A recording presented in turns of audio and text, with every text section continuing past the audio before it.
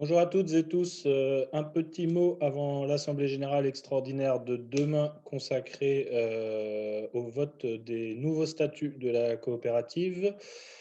Un petit mot d'abord pour vous dire qu'on est très content de vous retrouver demain et en même temps très déçu que ça se passe en visio, mais il n'est pas besoin de développer longtemps pour expliquer pourquoi ce n'était pas possible de faire autrement.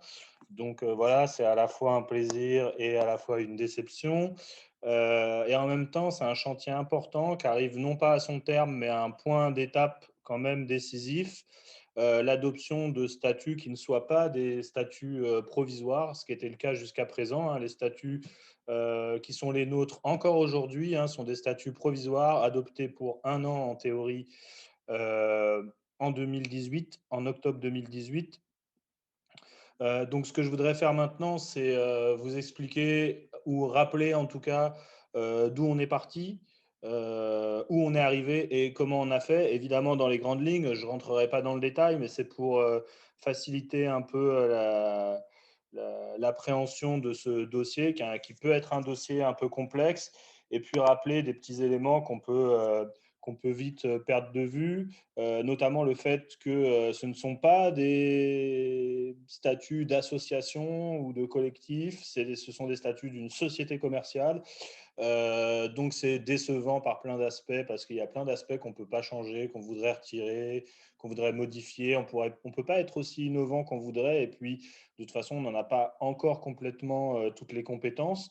Mais il me semble et il nous a semblé, on était 4, 5 à travailler sur ces statuts, j'expliquerai pourquoi on était si peu au final, il nous a semblé qu'on arrivait là quand même à une version qui était assez satisfaisante, notamment parce qu'elle a été amendée après la première diffusion qu'on a faite, je pense, mardi dernier ou jeudi dernier, et puis discussion tout le week-end et amendement et nouvelle version envoyée ce mardi, là, donc il y a 3 jours. Voilà. Donc, pourquoi rédiger de nouveaux statuts? Essentiellement, je l'ai dit, parce qu'on a des statuts provisoires et qu'on avait prévu de se doter pardon, de statuts pérennes. On est parti des statuts existants, donc évidemment de statuts qui sont très insatisfaisants pour plein de points, et notamment parce que d'un point de vue démocratique, il y avait du boulot.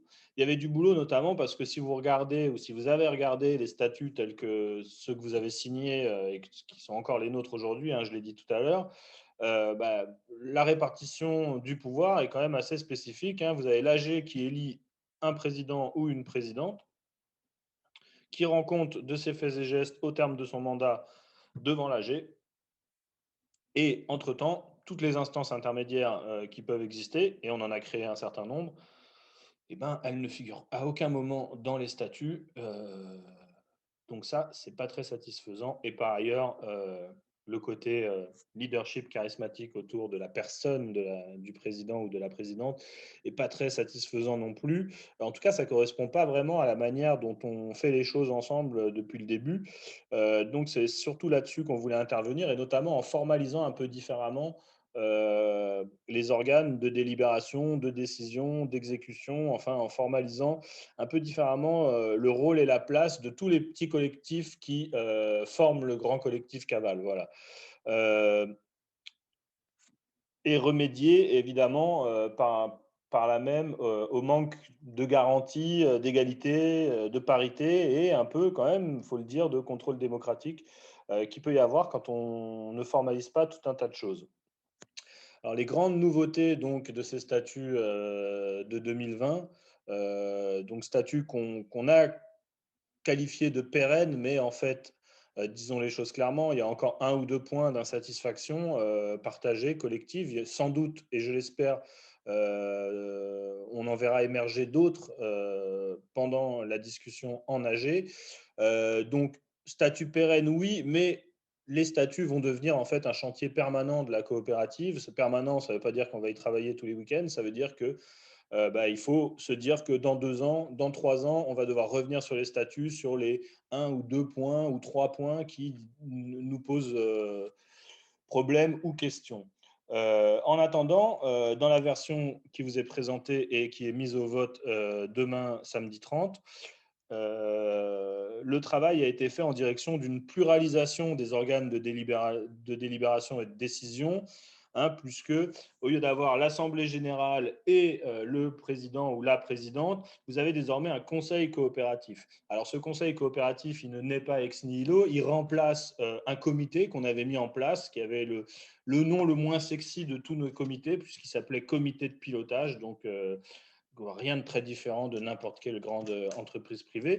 Maintenant, il ne s'appelle plus comité de pilotage, il s'appelle conseil coopératif, mais la différence, elle ne se joue pas seulement sur le nom.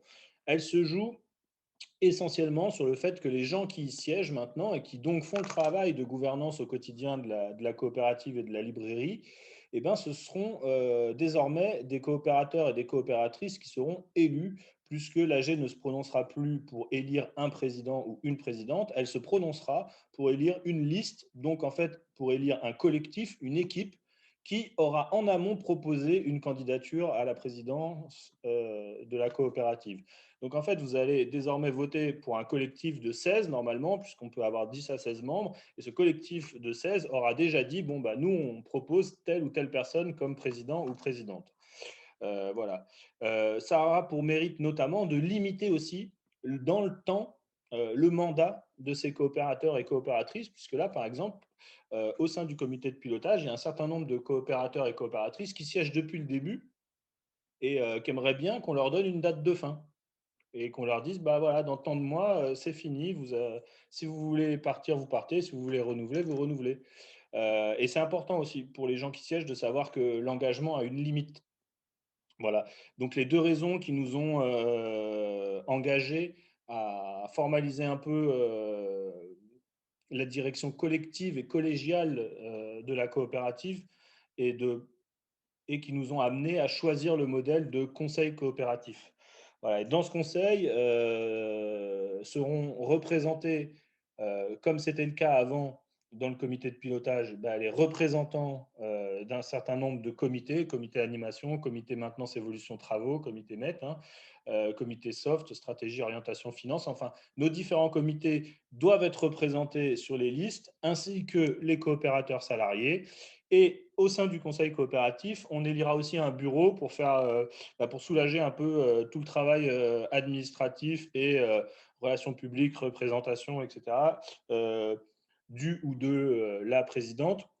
Et donc là, on aura des délégués généraux à la vie coopérative, hein, deux ou trois probablement, dont un ou une auront forcément une mission de finance, une mission qui a trait aux finances en fait de la coopérative. Donc en gros, quelqu'un qui sera trésorier ou gestionnaire ou comptable, on peut le dire comme on veut, mais c'est l'idée. Voilà, au sein du bureau. Donc présidence, bureau, les comités, tout ça rassemblé dans l'équipe du conseil coopératif, et c'est pour le conseil coopératif pour sa composition qu'on vote en Assemblée générale si on adopte les nouveaux statuts. Voilà le sens de notre démarche. Et du coup, on voit assez nettement comment cette démarche-là de vote pour un collectif plutôt que de vote pour un individu, elle est plus démocratique. Et elle est plus démocratique. Pourquoi? Notamment aussi parce que l'AG peut démettre les membres du conseil coopératif et donc par là même démettre le président. L'AG peut le faire non pas seulement au terme du mandat, mais pendant le mandat, sous réserve qu'il y ait 10% des coopérateurs qui se mobilisent pour le faire. Voilà. C'est plus également démocratique ou en tout cas plus égalitaire parce qu'on a fixé sur les listes et au sein du conseil coopératif l'instauration d'une parité de genre. Voilà.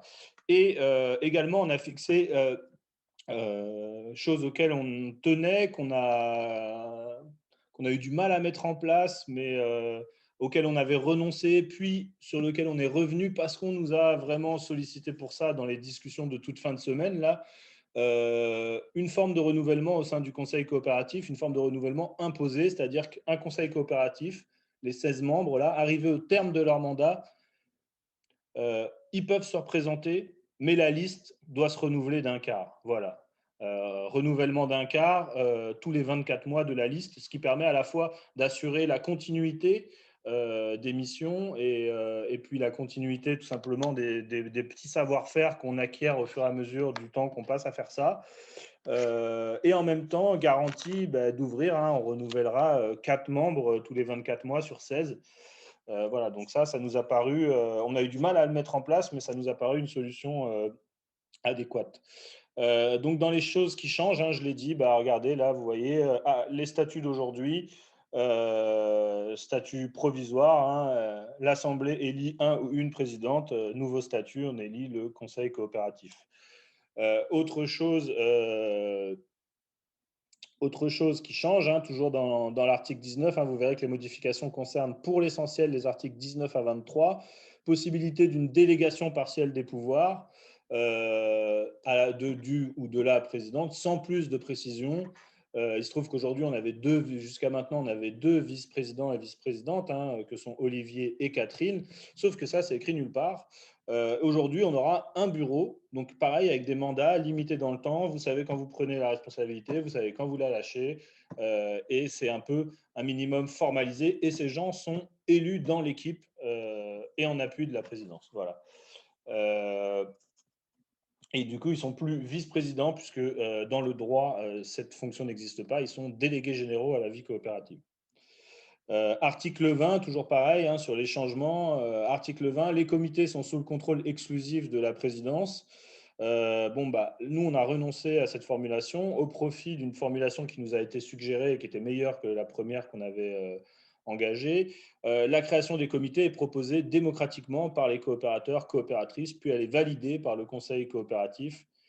La composition du conseil reflète l'implication de leurs différents membres, des différents membres des comités, hein. Voilà. Et donc, c'est l'idée que, toujours comme on l'avait tenu jusqu'à maintenant, on ne vient pas au sein du conseil coopératif pour gouverner si on n'est pas mobilisé par ailleurs dans un autre comité. Donc, personne ne vient à la cavale pour dire comment la coopérative doit fonctionner s'il ne mouille pas la chemise ou le maillot, comme vous voulez, sur un autre job dans la coopérative. Pour résumer et surtout pour finir, parce que j'ai déjà été un peu long, on a un fonctionnement plus collégial, plus démocratique, une meilleure articulation, une meilleure représentation des organes de décision, des règles d'égalité et de renouvellement. Voilà. Donc, ces statuts, c'est pas la panacée. Il y a encore du travail. On peut progresser sur un certain nombre de choses. J'espère qu'on aura l'occasion d'en discuter en Assemblée générale. En attendant, je pense qu'ils vont nous permettre de fonctionner pendant 2 ans, 3 ans peut-être, tranquillement, et de travailler à long terme. Parce que là, on l'a fait un peu dans l'urgence. Et juste pour finir ce petit rappel, hein, on a fait autour des statuts une assemblée générale avec des ateliers. On a fait aussi un COPIL extraordinaire, je ne me rappelle plus bien quand, mais je me souviens qu'on l'a fait. Donc un comité de pilotage ouvert à tous ceux qui voulaient venir, si ma mémoire est bonne. On avait pris la décision, hein, d'organiser l'année dernière deux demi-journées, pardon, 2 journées, donc 4 demi-journées d'ateliers collectifs de travail sur les statuts avec petite fiesta le soir, enfin moment convivial, tout ce qu'on voudrait retrouver aujourd'hui. On avait décidé de faire ça et évidemment, on n'a pas pu le faire puisque c'était à peu près au moment du premier confinement, puis les vacances, puis la rentrée, second confinement, etc. Je ne vous fais pas un dessin, en tout cas pas plus longtemps. Et du coup, on s'est retrouvé à 4 à produire ces statuts qu'on avait prévu de produire le plus collectivement possible. Donc, la proposition qui vous est faite aujourd'hui, c'est la proposition à laquelle on est arrivé à 4 ou 5, soumise à tout le monde, rediscutée, réamendée ensuite. Voilà, encore une fois, elle est satisfaisante par plein d'aspects, elle est insatisfaisante par plein d'autres. Ça ne veut pas dire qu'ils sont définitifs, ces statuts, on y retravaillera.